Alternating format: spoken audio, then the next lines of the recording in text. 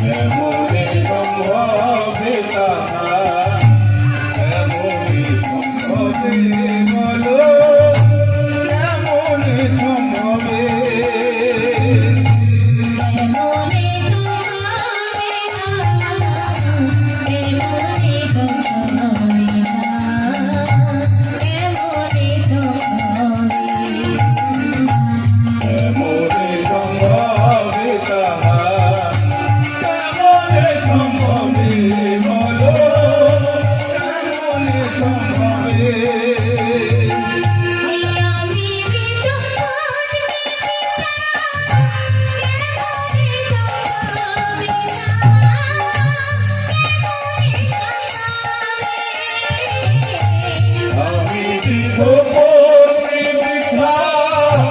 কেমনে সম্ভবে বলো কেমনে সম্ভবে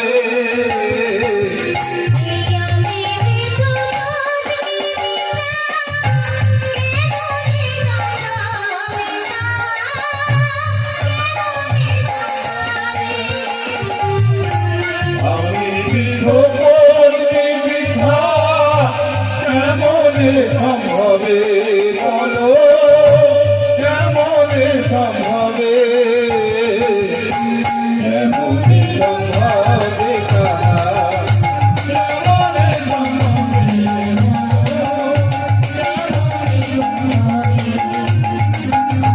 কেমনে সম্ভবে কাহা কেমনে সম্ভবে বলো কেমনে সম্ভবে বলছি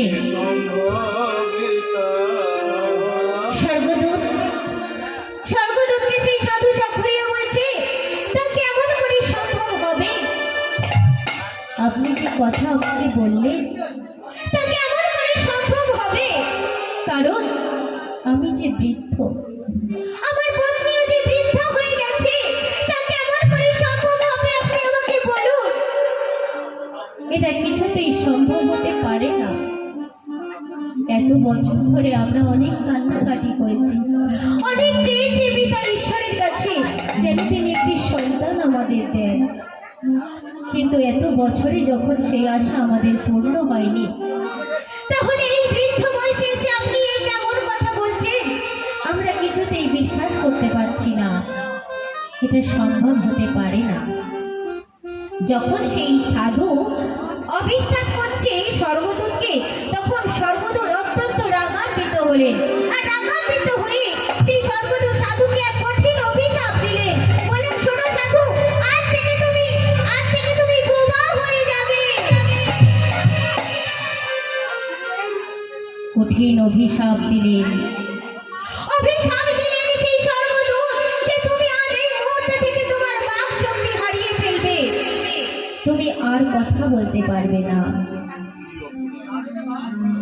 কথা বলতে পারবে না তুমি। আমি এই মুহূর্তে তোমাকে এই নিষ্ঠুর অভিশাপ দিলাম।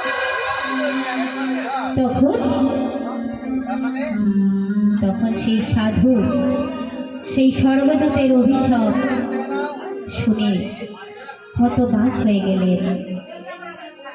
হতবাক হয়ে ভাবছে যে আমি কি করলাম যে আমাকে এই কঠিন অভিশাপ দিলে। তাই বলছে, আমি কি